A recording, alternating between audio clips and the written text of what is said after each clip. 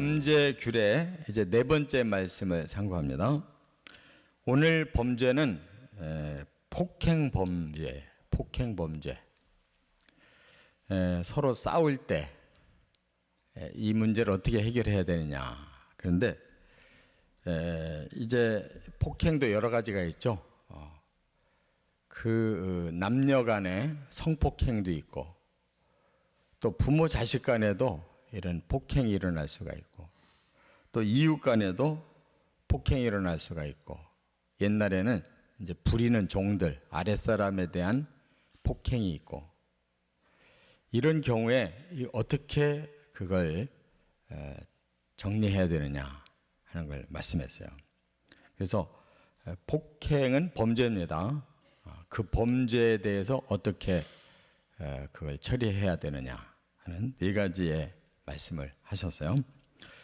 첫째가 이제 성폭행인데, 여기 신명기 22장 25절부터 29절에도 나오고, 또 밑에 신명기 25장 11절 12절도 다 성에 대한 폭행이에요.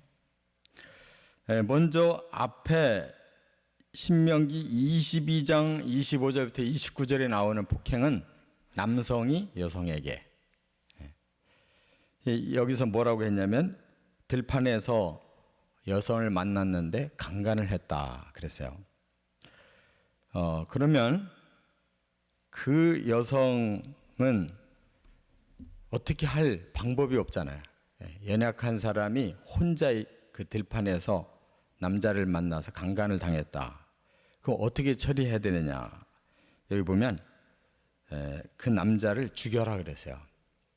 그 남자는 일방적으로 자기 자신이 성적인 어떤 성취를 위해서 전혀 원하지 않는 그 이성에 대해서 행동을 저지른 것, 강간은 이건 폭행이라는 폭행. 상대방에게 큰 피해를 준 거예요. 그리고 이 여성은 들에서 그런 일을 당했기 때문에 뭔가 소리를 지르고 뭔가 도움을 청하려고 해도 불가항력적이다. 이럴 때는 아주 100% 남자에게 책임이 있는 거예요. 그래서 살인을 했을 때 죽이는 것과 똑같이 죽이라고 그랬어요. 그만큼 아주 범죄가 질이 나쁘다는 거죠.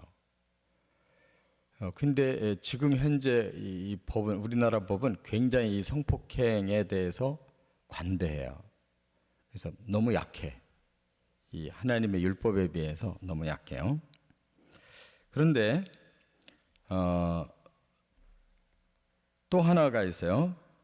이 밑에 신명기 그 25장에 보면 11절, 12절에 반대의 경우가 있어요.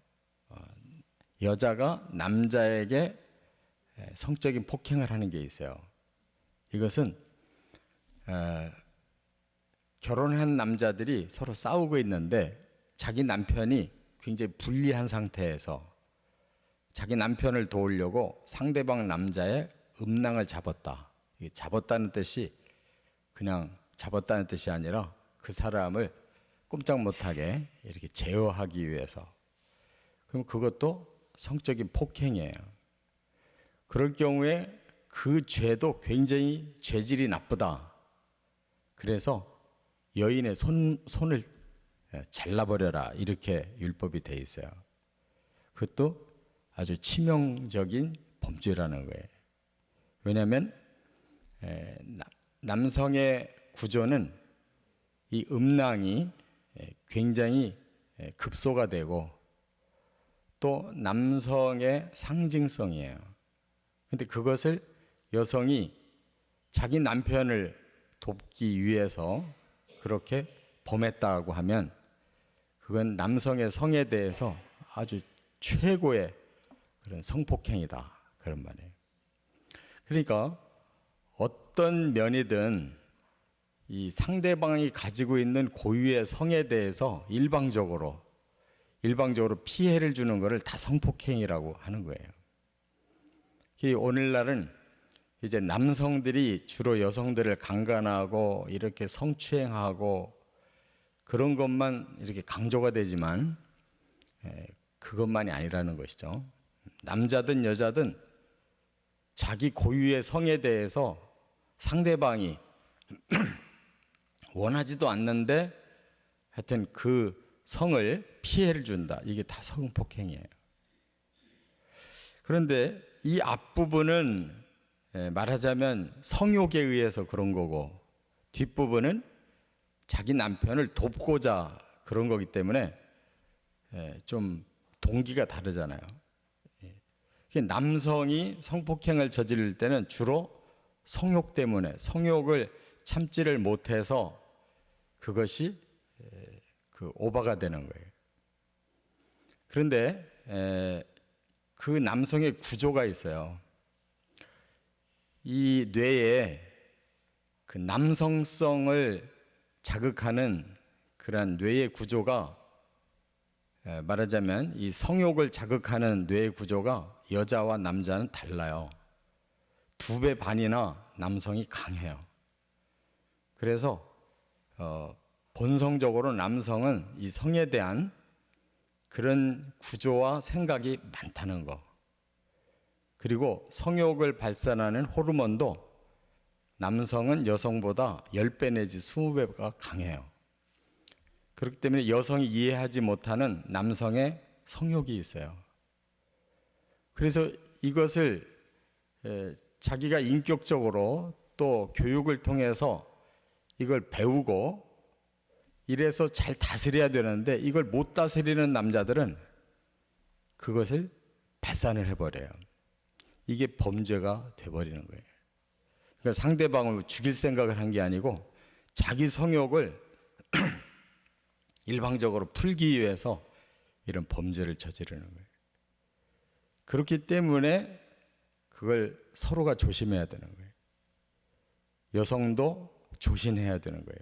그렇지 않고 그런 것이 자극이 자꾸 되면, 훈련이 안 된 사람들, 제멋대로 성장한 남자들은 그런 범죄를 저지르기가 쉬워요. 그래서 사회에서 그런 것이 자꾸 만연되는 이유가, 뭐 점잖은 회장님들도 그런 일들이 일어난다고 하는 거, 왜 그러냐면 그 남성의 본성이 그런 구조가 많이 있는데 그런 걸 자기가 잘 절제하지 못하면 생기는 것이라는 거예요.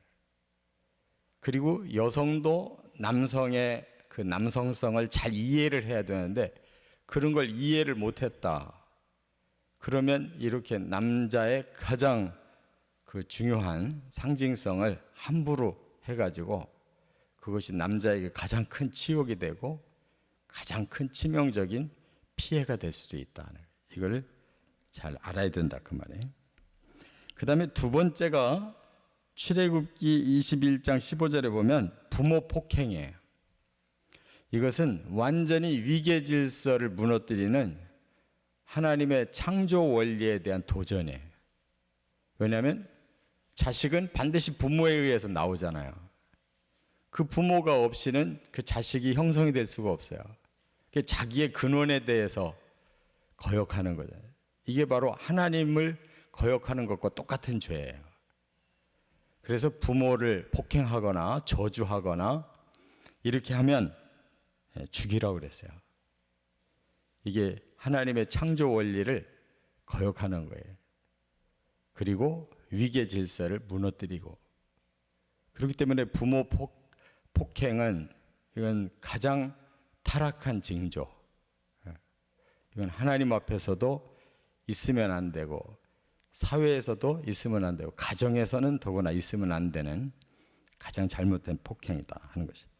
세 번째는 이웃 폭행. 출애굽기 21장 18절 19절에 보면 이웃 간에 싸우다가 예를 들어 주먹으로 때렸다, 돌멩이로 때렸다. 그런데 말하자면 그가 회복이 될 수 있는 정도다. 그러면 그 사람은 말하자면 벌금만 물으면 돼요. 그리고 치료만 해주면 돼. 그런데 그렇지 못하고 죽였다. 그러면 보복법이 따라오는 거예요.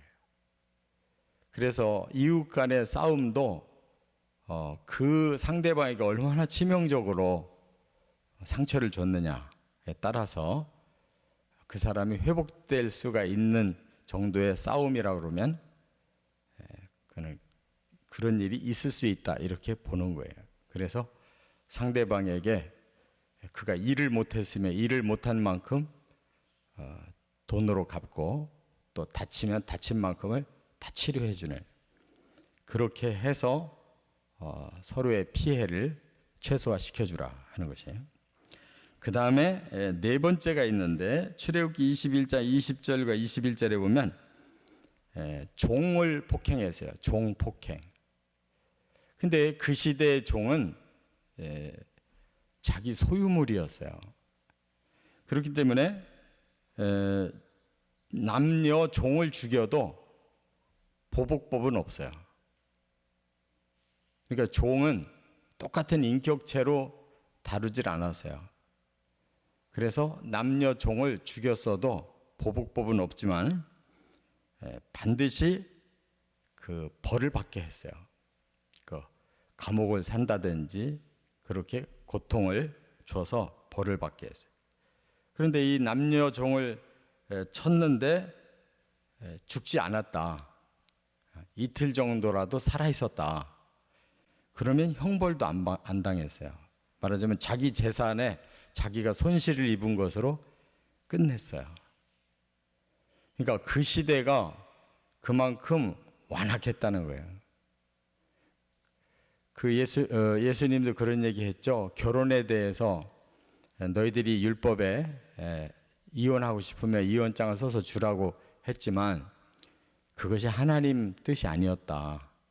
완악해서, 사람들이 워낙 완악해서 그냥 사회 질서상 그렇게 하라고 한 거지 본 뜻이 아니다는 거예요. 말하자면 종은, 사람은 똑같은 인격체지 이렇게 재산으로 취급될 관계가 아니라는 거예요.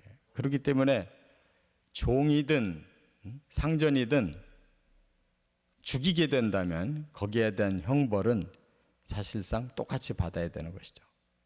그런데 그 시대에는 굉장히 완악한 시대였기 때문에 이렇게 종에 대해서만큼은 죽여도 보복법을 당하지 않고 또 이렇게 어느 정도 형벌로 끝나고 또 다시 일어서면 그 사람은 형벌도 면했다는 거, 이런 것을 예수님이 가르쳐 주신 관점에서 우리가 똑바로 알아야 돼요. 사람의 인권은 차등이 없다는 걸. 오늘 이 본문의 폭행에 대한 전체 규정을 보면 내 자신이 남에게 피해가 되는 일을 저지르는 거, 그는 성적인 문제든 또 이웃 간의 다툼이든 부모 자식 간의 다툼이든 일어나면 안 된다는 거, 피해를 상대방에게 주면 안 된다 하는 걸 말씀하고 있어요.